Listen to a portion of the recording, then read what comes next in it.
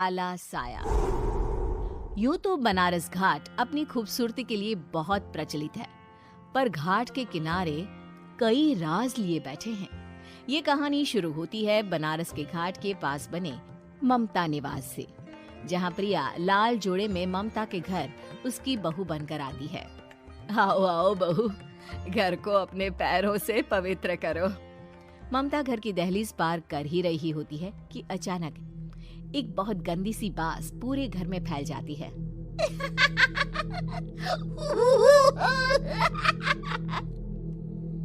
ये बदबू और ये आवाजें, ये कौन हंस रहा है माँ? अब ये पड़ोसी ना हमारे थोड़े अलग से है। कहाँ हम शाकाहारी और ये मांस मच्छी खाने वाले। छोड़, तू ध्यान मत दे और गृह प्रवेश कर। और हाँ बहू, अपनी सास की एक बात हमेशा याद रखना, इन पड़ोसियों से तो कभी बात नहीं करेगी। अच्छे लोग नहीं है ये। अपनी सास की ये बात मानेगी ना बेटा? हाँ माँ, जो आपकी मर्जी, मैं उनसे बात नहीं करूंगी। अगले दिन प्रिया अपनी पहली रसोई बनाने रसोई घर में जाती है। ये छोकी बात तो नाक में जा रही है। एक काम करती हूँ, खिड़की खोल देती हूँ। प्रिया खिड़की खोलने जाती है। इतने जाले, लगता है इस खिड़की को कभी खोला ही नहीं गया। पर ऐसा क्यों? ओह, नॉन वेज की स्मेल आती होगी ना। 2 मिनट के लिए खोल लेती हूँ, फिर बंद कर दूंगी। प्रिया खिड़की खोलती है। खिड़की खोलते ही उसकी नजर सामने वाले घर की खिड़की पर पड़ती है, जहाँ एक लड़की खड़ी होती है।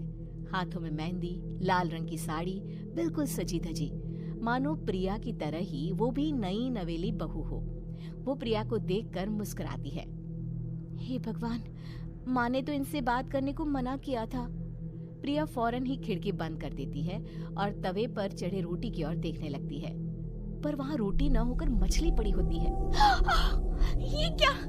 पहली ही रसोई में इतनी बड़ी गलती! हे भगवान, अब मैं क्या करूं? प्रिया बहुत डर जाती है और फौरन रसोई की सफाई करने और फिर सभी के लिए खाना बनाने लग जाती है।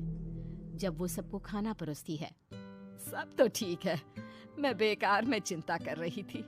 हे भगवान, ऐसे ही बस अपनी कृपा बनाए रखना। रात के वक्त जब सब सो रहे होते हैं, तब प्रिया को पायल की आवाज सुनाई देती है, जिससे उसकी आंख खुल जाती है। ये पायल की आवाज कहाँ से आ रही है? प्रिया उठकर उस आवाज के पीछे छत की सीढ़ियों तक जाती है। तभी उसे बच्चे के रोने की आवाज आती है। प्रिया छत पर जाती है तो क्या देखती है? वही लाल साड़ी वाली लड़की अपनी गोद में एक नवजात बच्चे को घुमा घुमा कर सुला रही है। तभी प्रिया की नजर उसके पेट पर पड़ती है। ओह गॉड, ये तो प्रेग्नेंट भी है। सुनिए, बच्चा सो नहीं रहा है क्या? मैं कुछ मदद करूं? नहीं नहीं, आपके घर वालों को अच्छा नहीं लगेगा, मैं संभाल लूंगी। स्नेहा की गोद से बच्चा हाथ मारकर प्रिया की गोद में आने को छटपटाने लगता है। दोनों घर अगल बगल में बने होने के कारण प्रिया उस बच्चे को गोद में ले लेती है। प्रिया के पास आते ही वो सो जाता है। बच्चे का वो स्पर्श रात भर प्रिया भूल नहीं पाती और अगली सुबह वो छत पर कपड़े सुखा रही होती है। तभी उसे एक औरत इशारा करके बुलाती है। स्नेहा कह रही थी बाबू तुम्हारी गोद में आते ही सो गया। मैं गौरी, स्नेहा की माँ हूँ। बहू, घर आना, बाबू को खिला भी लेना। शाम को जब घर पर कोई नहीं रहता, बच्चे से मिलने के लिए प्रिया छिपकर अपनी पड़ोसन के घर चली जाती है और कुछ देर बच्चे को खिलाकर वापस लौट आती है। इसके कुछ दिन बाद ही प्रिया को पता चलता है कि वो माँ बनने वाली है। ममता की खुशी का ठिकाना नहीं रहता।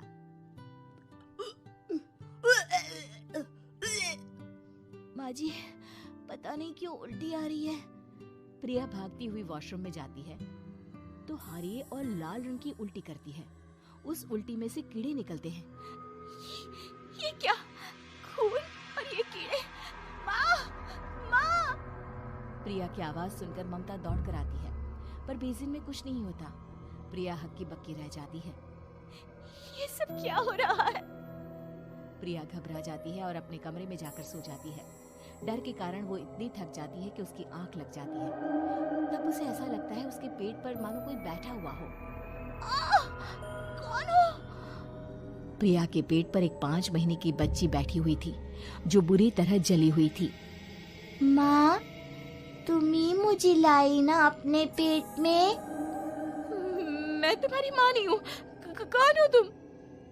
माँ, देखो मैं जल गई बुरी तरह से।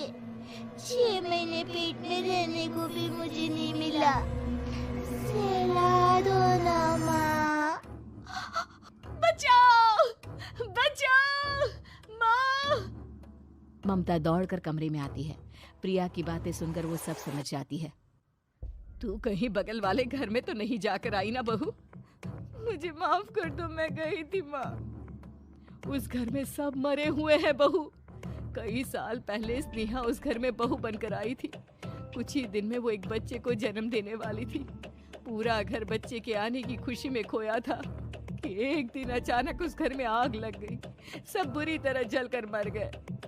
गौरी आज भी दादी बनने का इंतजार कर रही है और इसीलिए स्नेहा ने अपना अजन्मा बच्चा तुम्हारी कोख में डाल दिया। ममता ये कह रही होती है कि पीछे से उसके पैरों को एक बच्चा पकड़ लेता है। दादी, दादी। माँ, स्नेहा की गोद में यही बच्चा था। ये बच्चा कौन है फिर? तेरी मौत है। तेरी भी दादी। जिस चीज का ममता को डर था वही हो गया। ममता निवास के ऊपर मौत ने चादर बिछा दी थी। प्रिया का पेट ऐसे बढ़ जाता है मानो 9 महीने का हो। 2 हाथ उसके पेट से बाहर निकलते हैं। बहू, संतोष को फोन कर, किसी पंडित जी को बुला बहू। प्रिया का पति भागता हुआ घर आता है। ये तो होना ही था माँ। तेरा पाप तेरे सामने आ गया तो तू सह नहीं पा रही है। स्नेहा घर में आग लगी नहीं थी, माँ ने लगाई थी, प्रॉपर्टी की लालच में। और वो बच्चा मेरी पहली पत्नी का बच्चा है, मेरा बेटा, जो कि उस आग की चपेट का शिकार हो गया था। मैंने तुमसे ये सब माँ के कहने पर छुपाया था। मुझे माफ कर दो प्रिया। तुम अगर चाहो तो यहाँ से जा सकती हो।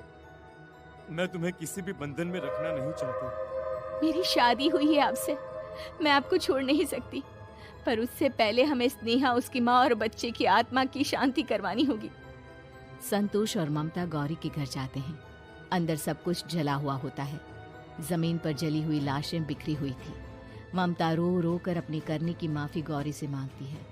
प्रिया स्नेहा के घर वालों का अंतिम संस्कार करवा देती है और ममता निवास फिर से